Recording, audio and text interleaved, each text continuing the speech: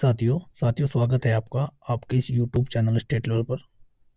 दोस्तों, सबसे पहले तो मैं आपका हृदय की गहराइयों से आपका धन्यवाद देना चाहता हूं, क्योंकि आपके सहयोग से ही 1K सब्सक्राइबर हो पाए हैं। उम्मीद है आप आगे भी ऐसे ही प्यार दिखाते रहेंगे। तो दोस्तों, आज हम एक नया टॉपिक शुरू करने जा रहे हैं जिसका नाम है भारत की नदियों का अपवाह तंत्र। दोस्तों, अगर मैं कुछ शब्दों को देखूं, कुछ शब्द आपको पहले जानने होंगे। जब आप नदियां पढ़ेंगे तो आपका कुछ शब्द आपके मन में क्लिक करेंगे। वो क्या क्या है, सबसे पहले जान लेते हैं अपवाह तंत्र।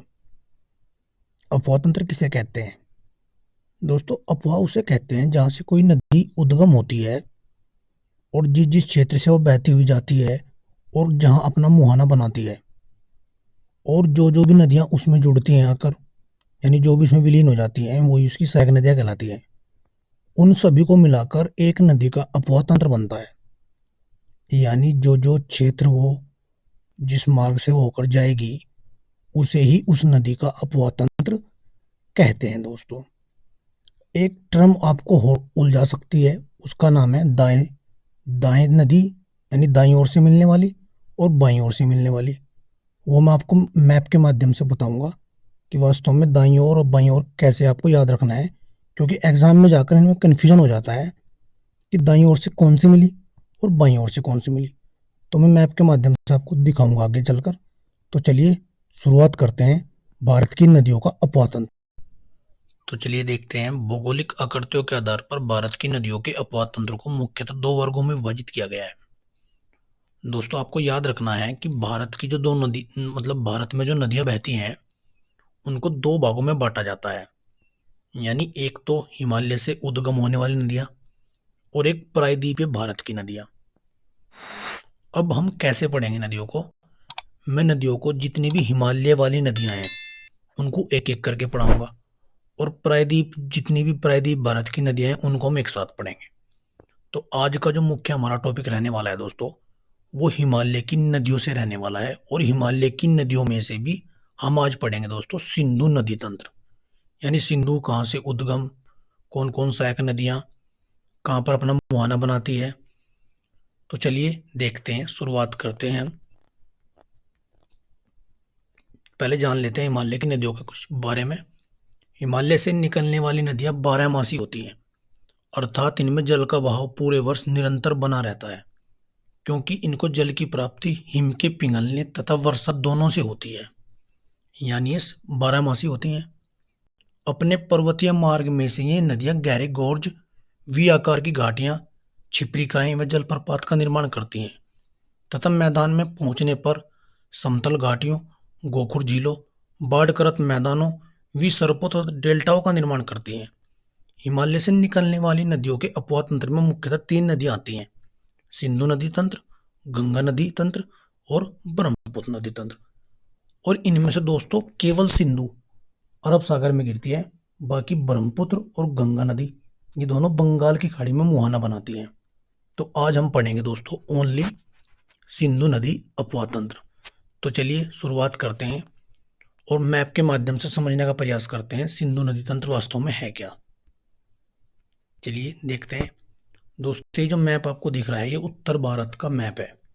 जो आप थोड़ा ध्यान लगाइए, ये लद्दाख और जम्मू कश्मीर वाला पोर्शन है दोस्तों। अब देखते हैं वास्तव में सिंधु नदी का उद्गम कहाँ से होता है, कौन कौन सी इसकी सहायक नदियां हैं। अब वे सभी देखने को मिलेंगी। अब आपको बड़े ध्यान से समझना है। बात करते हैं दोस्तों, चलिए दोबारा बता देता हूँ आपको।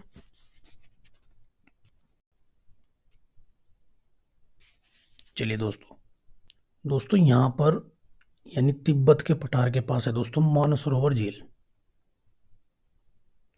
और यहीं पर दोस्तों एक स्थान पड़ता है बोखरचू। यहीं से सिंधु नदी का उद्गम होता है वास्तव में, यहाँ से चलती हुई, और ये उत्तर पश्चिम की ओर बहती है।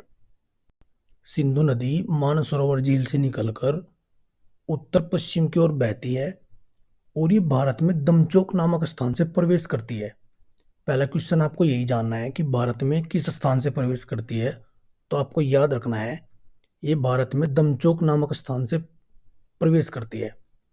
और बहते हुए आगे जाते जाते ये दोस्तों यहाँ पर ऐसे जाती है और ये यहाँ पर पाकिस्तान में प्रवेश कर जाती है। तो ये जो अपना लद्दाख और जम्मू कश्मीर वाला एरिया है, तो ये यहाँ से जाते हुए दोस्तों ऐसे बहती है। अब आपको समझना है अकेले अकेले करके कैसे मैं इसको समझाता हूँ, बड़े ध्यान से आपको समझना है। तो देखते हैं। तो हमने जो सिंधु नदी निकाली मानसरोवर झील से, तो दोस्तों दमचौक से भारत में प्रवेश कर गई। अब दोस्तों जब हम पर्वत पढ़ते हैं तो दोस्तों यहाँ काराकोरम श्रेणी और लद्दाख श्रेणी होती है। आपसे पूछा जाएगा कि किस श्रेणी के मध्य से होकर बहती है, तो काराकोरम और लद्दाख श्रेणी के मध्य होकर बहती है। जास्कर नीचे रह जाता है। चलिए आपको ये बात समझ में आ गई। चलिए आगे चलते हैं। अब इसकी सहायक नदियां पढ़ते हैं और आज पता चलेगा आपको दाहिने और बाइने तट कैसे पता लगाते हैं।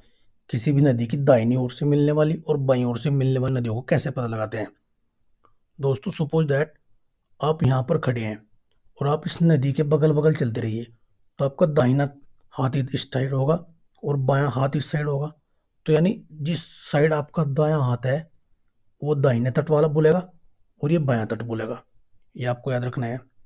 तो जैसे ये चलती है, दमचौक से प्रवेश करती है, तो दोस्तों यहाँ पर एक जगह है जास्कर।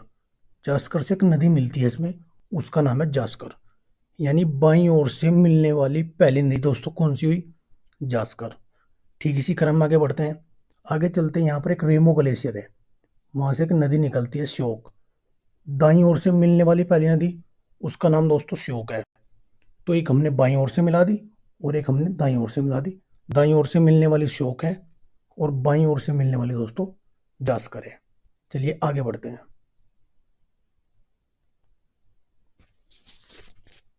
तो दोस्तों अब चलते हैं आगे। उसके बाद क्या होता है, यहाँ पर जो बैरीनाग श्रीनगर के पास से एक नदी निकलती है जिसका नाम है दोस्तों झेलम। और ये झेलम आकर यहाँ पर दोस्तों एक नदी है, एक स्थान है चंद्रभागा।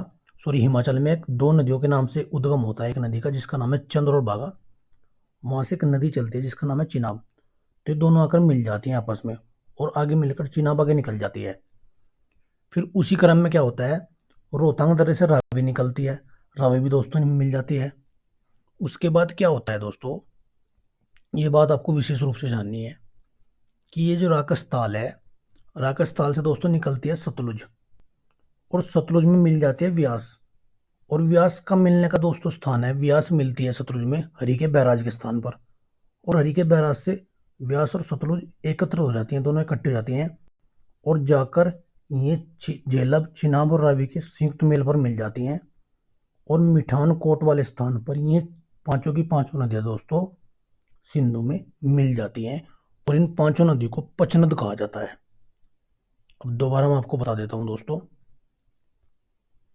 ये मानस सरोवर से सिंधु निकलती है, जाती जाती ऐसे बहती है, अरब सागर में गिर जाती है।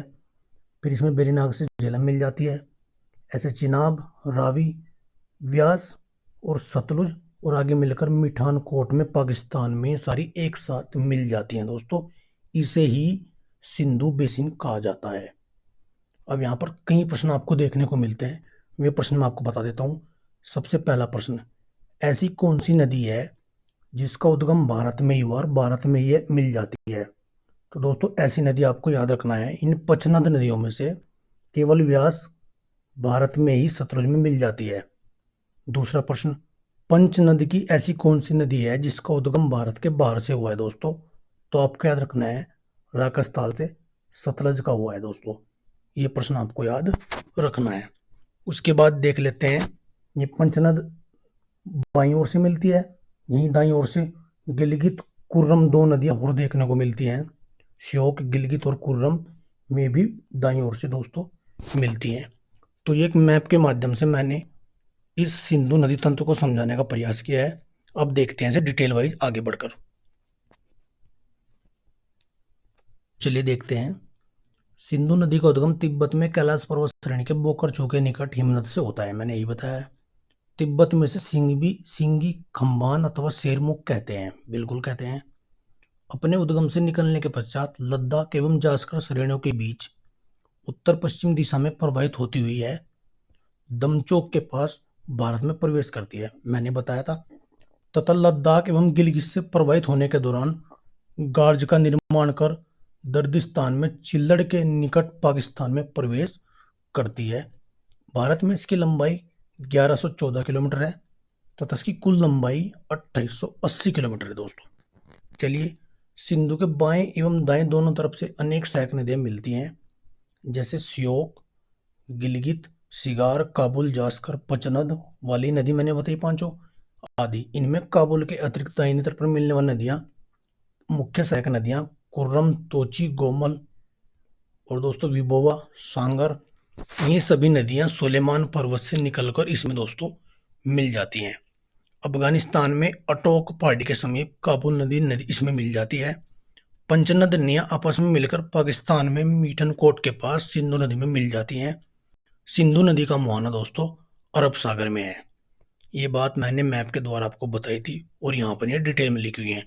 चलिए आगे बढ़ते हैं। चलिए कुछ विशेष तथ्य जान लेते हैं सिंधु के बारे में। सिंधु की कुल लंबाई 2880 मैंने बता दी। भारत में केवल लद्दाख संघराज्य क्षेत्र में प्रभावित होती है। सिंधु नदी के दाएं तट पर लेह अवस्थित है। ये पूछा गया क्वेश्चन है कि सिंधु के कौन से तट पर लेह स्थित है, तो दोस्तों लेह ऊपर है तो दाहिने तट पर पड़ेगा। सिंधु नदी जल समझौते 1960 के अनुसार भारत इसके विसर्जन क्षमता का केवल 20% भाग उपयोग कर सकता है। चलिए आगे बढ़ते हैं, आगे देखते हैं। अब बात करते हैं इसकी जो सहायक नदी है बाईं ओर से मिलने वाली पंचनद की जो मुख्य नदियां दोस्तों, उनको अकेला कर करके देखेंगे। तो सबसे पहले देखते हैं झेलम नदी को। इसका उद्गम पीर पंजाल गिरिपद में स्थित बेरीनाग के निकट शेषनाग झील से होता है तथा यह वुलर झील से होती हुई पाकिस्तान में प्रवेश कर जाती है, यानी पाकिस्तान में झांग के निकट चेनाब नदी से मिल जाती है। यह श्रीनगर के पास विसर्प का निर्माण करती है। पाकिस्तान में प्रवेश करने से पूर्व यह नदी एक गहरी घाटी का निर्माण करती है जिसे बासमंगल के नाम से जाना जाता है। पाकिस्तान में चिनाब से मिलने से पहले झेलम नदी मंगला डैम का निर्माण करती है। जम्मू कश्मीर में झेलम नदी मुजफ्फराबाद से मीरपुर तक भारत एवं पाकिस्तान सीमा रेखा से होकर बहती है। झेलम नदी जम्मू कश्मीर में, ये इंपॉर्टेंट बात आ गई है, झेलम नदी पर जम्मू कश्मीर तुलबुल और उरी परियोजना चलाई जा रही है। ये पूछा जाएगा क्वेश्चन दोस्तों, आपको याद रखना है तुलबुल और उरी परियोजना किस नदी पर है, तो झेलम नदी पर है। उरी से ही देखो सर्जिकल स्ट्राइक भी भारत के सैनिकों ने किया था, वो बड़ी फेमस जगह है उरी। तो झेलम नदी पर तुलबुल और उरी परियोजना दोस्तों देखने को मिलती है। बात करते हैं चिनाब नदी की। यह सिंधु की सबसे बड़ी सहायक नदी है। भारत में लंबाई इसकी 1180 किलोमीटर है। हिमाचल प्रदेश में चंद्रभागा के नाम से जाना जाता है।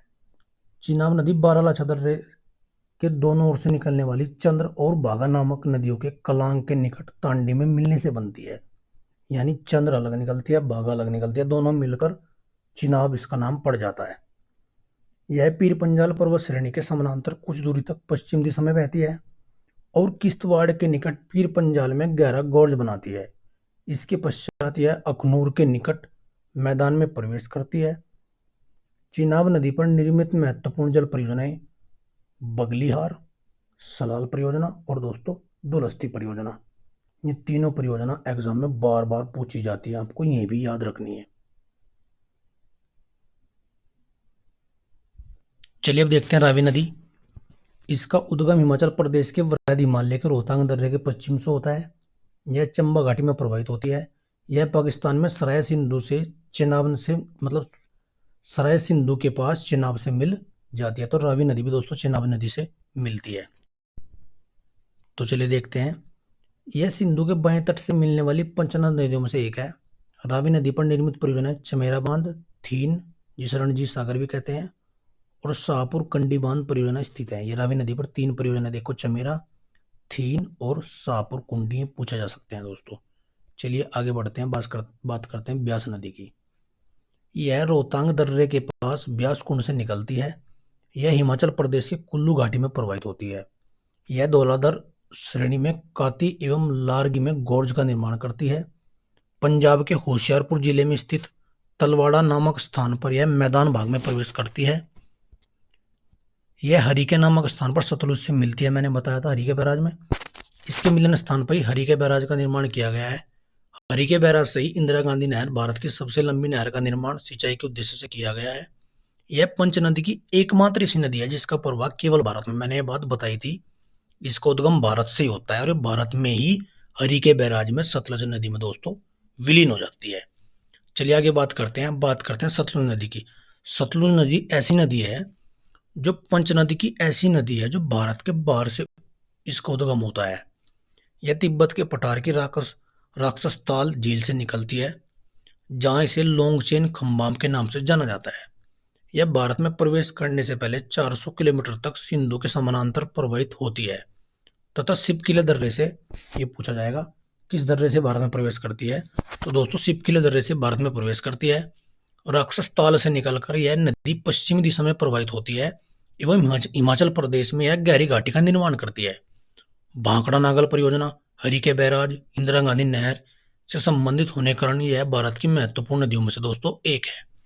सतलुज नदी भी फिरोजपुर में फजिलका पंजाब के बीच भारत पाकिस्तान की सीमा से होते हुए बहती है। सतलुज नदी की कुल लंबाई 1450 किलोमीटर है, जिसमें से यह भारतीय क्षेत्र में 1050 किलोमीटर बहती है। अब बात कर लेते हैं सिंधु जल समझौते की। 19 सितंबर 1960 को विश्व बैंक की मध्यस्थता के माध्यम से भारत और पाकिस्तान के बीच कराची में सिंधु जल संधि पर हस्ताक्षर किए गए। इस समझौते के तहत सिंधु नदी तंत्र की 3 पूर्वी नदियां रावी, सतलज और व्यास के जल पर भारत को पूरा अधिकार दिया गया, जबकि 3 पश्चिम नदियां झेलम, चिनाब और सिंधु के जल का पाकिस्तान को दिया गया। संधि के तहत भारत के लिए निर्दिष्ट घरेलू, गैर उपभोग और कृषि उपयोग को छोड़कर इसके साथ ही भारत को पश्चिमी नदियों पर रन ऑफ द रिवर यानी run of the river project के तहत पन बिजली उत्पादन करने का तो अधिकार दिया गया, यानी इस पर कोई बिजली से उत्पादन होने वाली कोई परियोजना लगा सकते हैं। सिंधु जल संधि 1960 के अनुच्छेद 8 के अंतर्गत इस संधि के क्रियान्वयन हेतु एक अस्थायी सिंधु आयोग के गठन का प्रावधान दोस्तों किया गया। अब देखते हैं मैप के माध्यम से, दोबारा मैं आपको बता देता हूं। मैंने बताया था दोस्तों, ये जो आपकी सिंधु यहाँ से निकलती है और ऐसे निकल कर ये अरब सागर में जाती है, यहाँ से सतलज जाती है, ये झेलम है दोस्तों, यहीं पर चिनाब है, ये रावी है और ये दोस्तों व्यास है, यहाँ पर मिल जाएगी व्यास कुंड से। तो दोस्तों पूछा जाता है कि सिंधु नदी किस दिशा में बहती है, तो ये उत्तर पश्चिम दिशा में बहती हुई अरब सागर में चली जाती है।